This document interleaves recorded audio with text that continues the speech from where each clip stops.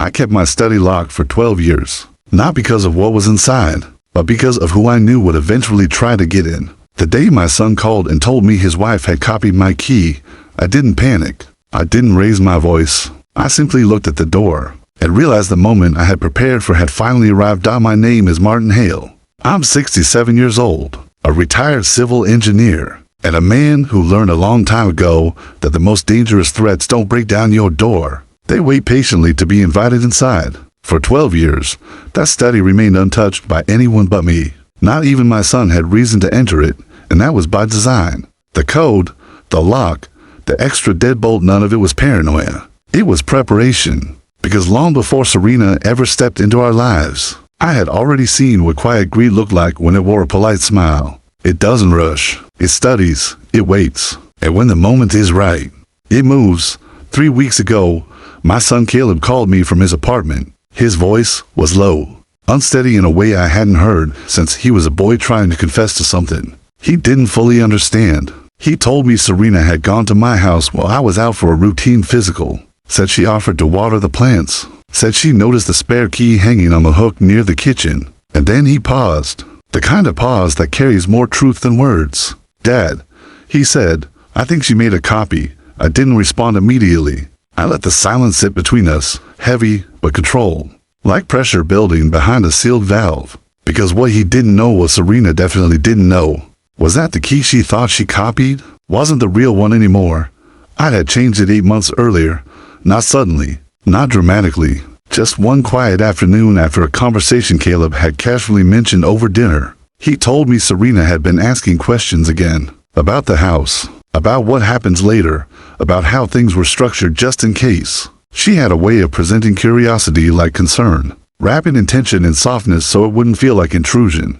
But I had spent decades reading structures, understanding stress points, predicting failure before it happened. And people, I learned, weren't all that different from buildings. If you watched carefully enough, the cracks always showed. So I replaced the lock. Same design, same finish, different mechanism. And I made sure the old spare key stayed exactly where it had always been, waiting to be found. Did she say anything? I finally asked Caleb. He hesitated. Said she'd been acting normal. Maybe too normal. Said she asked him again that night if he knew what I planned to do with the house eventually. If I had updated things recently, I closed my eyes for a moment. Not out of frustration, but confirmation. This wasn't curiosity anymore. This was timing. This was someone checking if the door they wanted to open was finally within reach. Listen to me carefully, I told him. Don't confront her. Don't accuse her. And don't let her know you called me. He asked why. I told him something I hadn't said out loud in years. Because if she thinks she's ahead, she'll make a mistake. That night, I went into the study and stood in the center of the room longer than I had in months. Everything was exactly where it should be. The fireproof cabinet, the documents, the sealed envelope at the back of the top drawer with Carol's handwriting still untouched. But there was something else in that room now. Something Serena had no idea existed. Because 8 months ago, I didn't just change the lock. I changed the rules of the game. And if she had really stepped inside that study, if she believed she had seen what she was looking for, then she had already walked straight into something she would never see coming. The next morning, I didn't call ahead. I didn't warn them I was coming. I arrived at Caleb's apartment at exactly 9:12 a.m. The same way I approach most things in life, with precision and without unnecessary noise. He buzzed me in almost immediately, like he had been standing by the door waiting. When I stepped inside, the air felt different. Not tense exactly, but altered, like something had already shifted, and neither of them knew quite how to name it yet. Caleb was in the kitchen, still in yesterday's clothes, holding a mug that had long since gone cold. Serena sat at the dining table, her posture straight, her phone face down in front of her like she had deliberately chosen to disconnect from something, or someone. She looked up first, and she smiled. It was a good smile, controlled, measured, the kind of smile that tries to establish normalcy before anything has even been said. "Martin," she greeted, her tone warm enough to pass, but not quite warm enough to feel real. "You should have told us you were coming." I pulled out the chair across from her and sat down without responding to that. I noticed Caleb shift slightly behind me, like he wasn't sure where he was supposed to stand in the room anymore. That told me everything I needed to know. Whatever had happened the day before hadn't been resolved. It had just been buried, You went into my study. I said, no build-up, no soft entry, just the truth, placed directly between us. For a fraction of a second, something flickered in her eyes. Not guilt, not fear, calculation, and then it was gone, replaced by something smoother. I stopped by the house to water the plants, she said calmly. Caleb asked me to. The door was already slightly open. I didn't think it was off limits.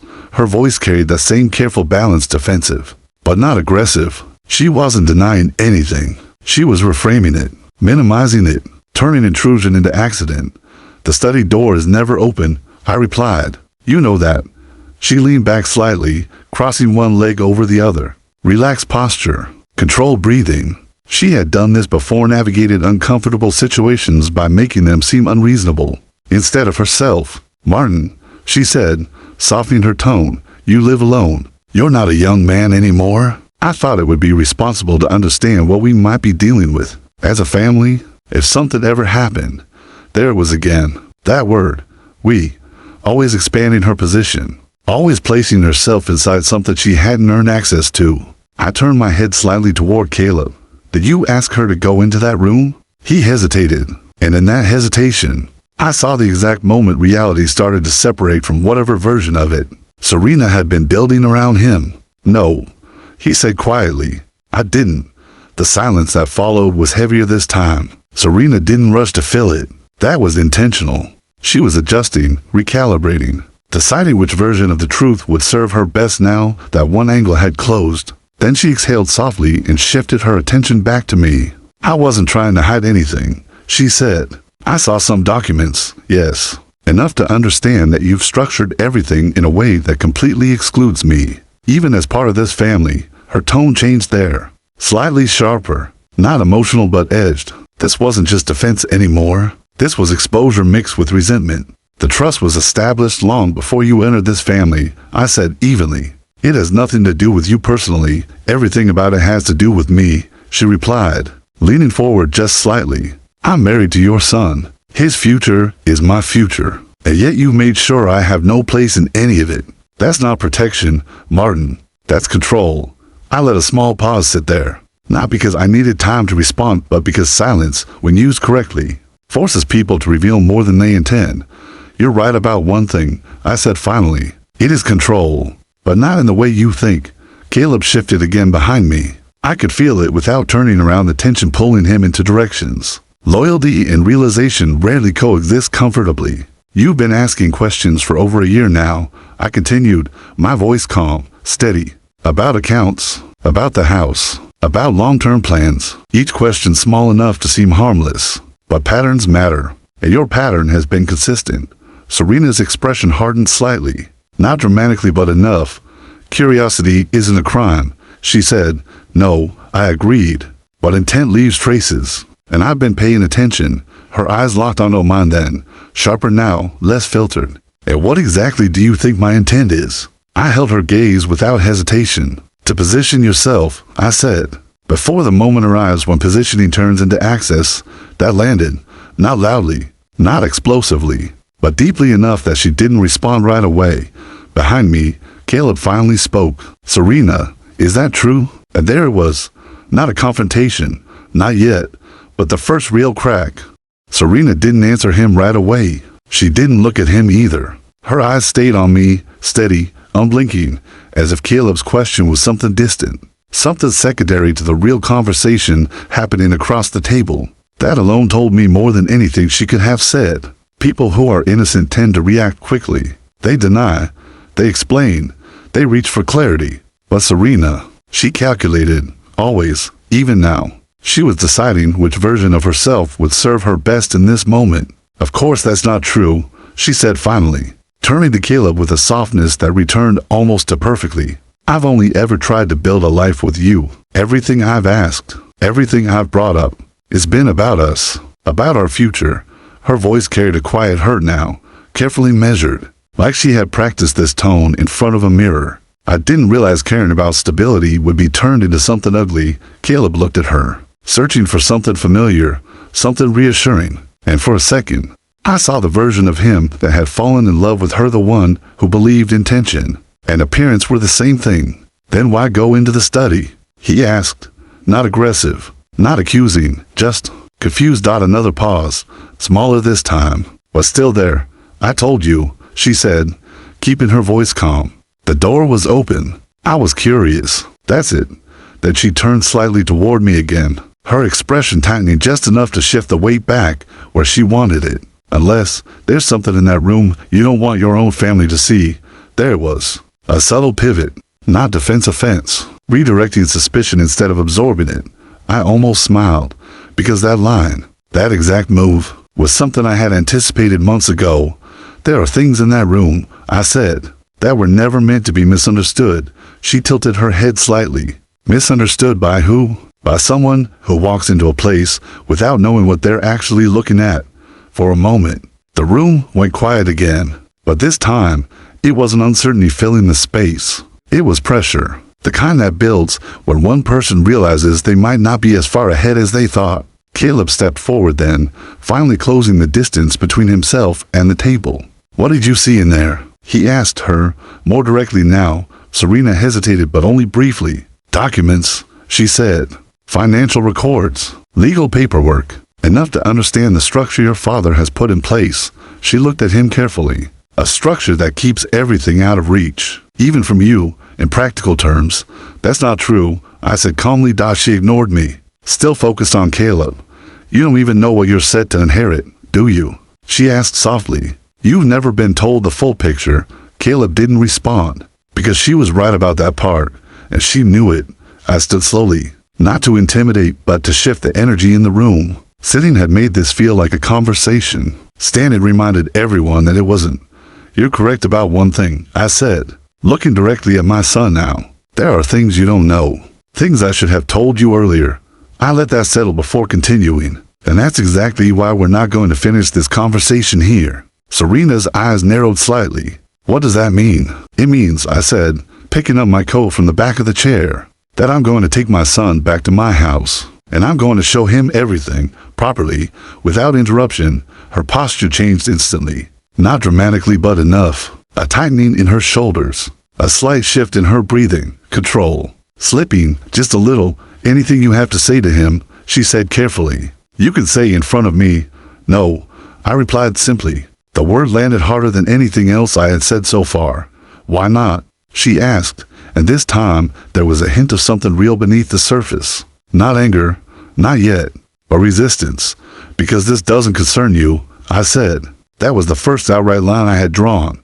Clear, undeniable, and she felt it. I'm his wife, she said, her voice tightening despite her effort to keep it even. His life concerns me, and this, I said, holding her gaze, was set in motion long before you were part of that life. Caleb looked between us, tension pulling at him from both sides. I could see the conflict in his face, the instinct to defend her, battling with something new, something quieter, but stronger. Doubt, Caleb, she said softly, turning to him again, her tone shifting back into that familiar warmth. You don't have to go anywhere. If there's something important, he can say it here. We don't keep secrets from each other. That line was deliberate, carefully chosen. Because now she wasn't just defending herself, she was trying to anchor him. But Caleb didn't respond right away. He looked at her, then at me, and for the first time since I had walked into that apartment, he didn't look like a man trying to keep the peace. He looked like someone trying to understand which version of reality he had been living in.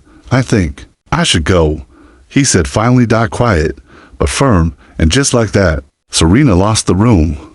Serena didn't argue when he said it, but the silence she chose instead was louder than anything she could have thrown at him. She just nodded once, slowly, her lips pressing together in a way that looked controlled on the surface, but carried something sharper underneath. Of course, she said, her voice soft again, almost supportive. Go. Talk. I'm not the one hiding anything.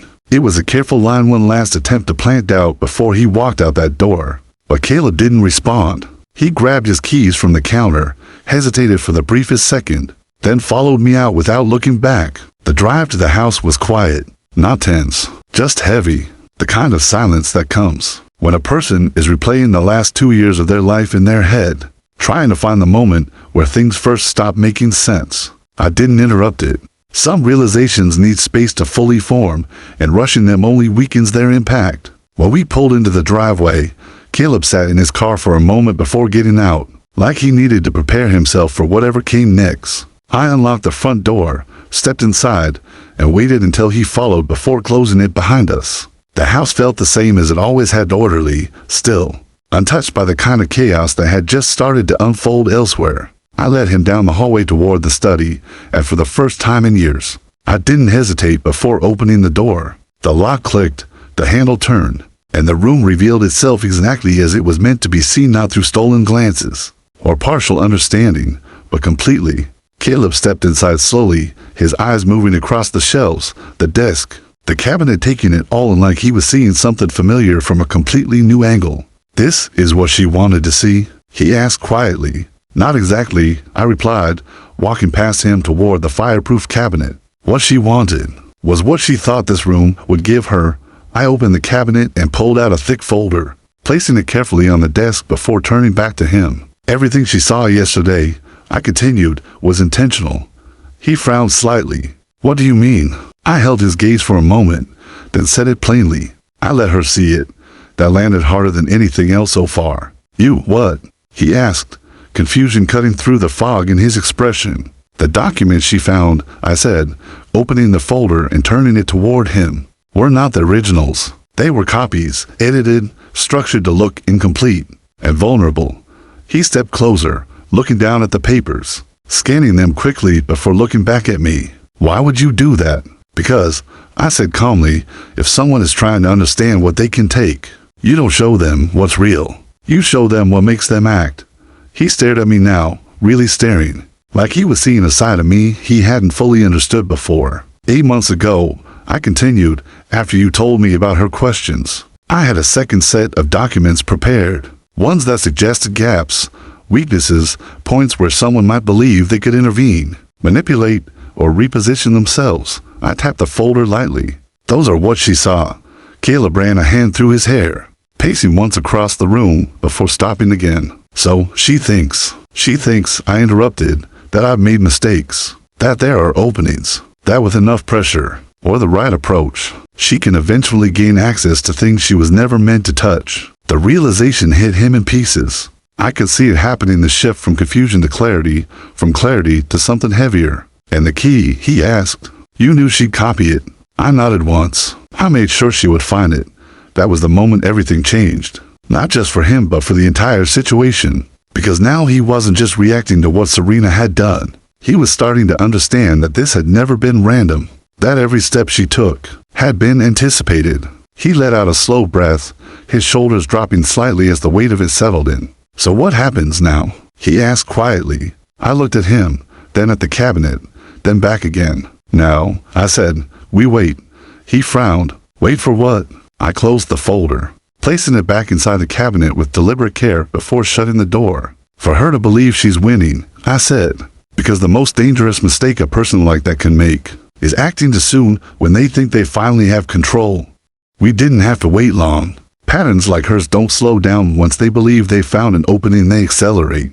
Over the next 4 days, Caleb stayed exactly as he was before. Same routine, same tone, same quiet patience she had grown used to. If anything, he leaned slightly more into normalcy, responding to her questions with the same openness he always had. That part wasn't an act. It was who he was. But now, for the first time, he was listening differently, observing, measuring, and Serena. She noticed the shift, even if she couldn't define it. That's the thing about people who rely on control. They're highly sensitive to changes in behavior, even subtle ones. So she adjusted, became softer, warmer, more attentive. She cooked dinner she hadn't made in months, laughed a little easier, touched his arm more often when she spoke. On the surface, it looked like effort. Underneath, it was strategy, reinforcement, re-stabilizing her position before making the next move. And then, on the 5th night, she made it. Caleb told me about it the next morning, his voice steady in a way that told me he had already processed what it meant. They were sitting on the couch after dinner, nothing unusual, when she brought it up casually, almost too casually. She said she had been thinking about the house again, not directly this time, not as a suggestion, as a concern. She said she didn't feel comfortable with how uncertain everything seemed, That if something happened to me suddenly, things could become complicated, even contested. She used words like risk and exposure, phrases that didn't belong in emotional conversations but fit perfectly into calculated ones. Then she shifted, just slightly, and suggested that maybe it would be a good idea for me to review my arrangements, possibly with her present this time, so there would be full transparency within the family. Caleb didn't respond right away. He told me he just nodded, asked a few neutral questions, let her speak, and she did. That was the mistake, because once she believed she had momentum, she stopped filtering as carefully. She began outlining possibilities, hypotheticals at first, then more specific, mentioning how certain structures could be adjusted, how some decisions could be guided if handled properly, how people sometimes made choices late in life that didn't reflect what was best for everyone involved. She never said it outright. She didn't have to. The intention was clear enough. By the time she finished, she believed she had planted something, a seed, an idea that would grow over time, just like all the others she had introduced before. What she didn't realize was that this time, Caleb wasn't absorbing it. He was recording it, not with a device, with understanding. When he told me everything the next morning, he didn't sound angry. That came later. What I heard instead was something quieter, something far more important. Disappointment, not just in her but in himself. I kept explaining it away. He said, every time something felt off, I told myself there was a reasonable explanation, that I was overthinking it, that you were overthinking it. He paused, then added, I think I wanted it to be real more than I wanted it to be true. I didn't interrupt him. That realization had to finish on its own. After a moment, he looked at me and asked the question I had been waiting for. What do you need me to do? That was the turning point. Not when he suspected her, not when he questioned her, but when he chose to act with clarity instead of hope. I leaned back slightly, studying him for a moment, not because I doubted him, but because I needed to be sure he understood what came next. Nothing different, I said. You keep doing exactly what you've been doing. He frowned slightly. That's it. That's it, I confirmed, because right now, she believes she's moving you toward something. Let her feel that control. Let her believe the conversation is going in her direction. He held my gaze, then nodded slowly. And when she pushes further, he asked. I gave a small, measured pause before answering. She will, I said. And when she does, that's when we stop waiting. The end didn't come with shouting or chaos. It came quietly, controlled, deliberate, and final. 3 nights after Serena's last attempt to guide Caleb, I invited them both to the house for dinner. Not unusual, not suspicious. Just another Sunday, like dozens before it. She arrived composed, even pleasant, carrying a bottle of wine and that same carefully measured smile she had perfected over the years. But there was something different now, subtle, almost invisible unless you knew where to look. Confidence, not the kind that comes from peace, the kind that comes from believing you're close to winning. Caleb played his part perfectly. Warm, attentive, steady. No tension, no distance. If anything, he seemed more connected to her than he had in weeks. That was important, because what was about to happen only worked if she believed she still had him. Dinner passed without incident. Light conversation, familiar rhythms, the kind of normalcy that disarms a person just enough to lower whatever guard they didn't even realize they still had up. And then, as planned, I stood and said, there's something I want to show both of you. Her eyes lit up for a fraction of a second, quick, but unmistakable. This was it, she thought, the moment where everything shifted in her favor. I led them down the hallway to the study. This time, I didn't hesitate. I opened the door and stepped aside, letting them walk in first. Serena moved slowly, her gaze scanning the room with a quiet intensity she didn't bother hiding anymore. Caleb stayed slightly behind her, just enough to watch without interfering. I walked past them and opened the fireproof cabinet, pulling out the folders instead of one. I placed them both on the desk, side by side. Everything you've been trying to understand, I said calmly, looking directly at her now, isn't here. She stepped forward without asking, her hand moving toward the first folder, the one she recognized, the one she thought she already understood. She opened it, flipping through the pages quickly, her expression tightening slightly as she confirmed what she had seen days earlier. Then she glanced at the second folder. And this? She asked. I didn't answer immediately.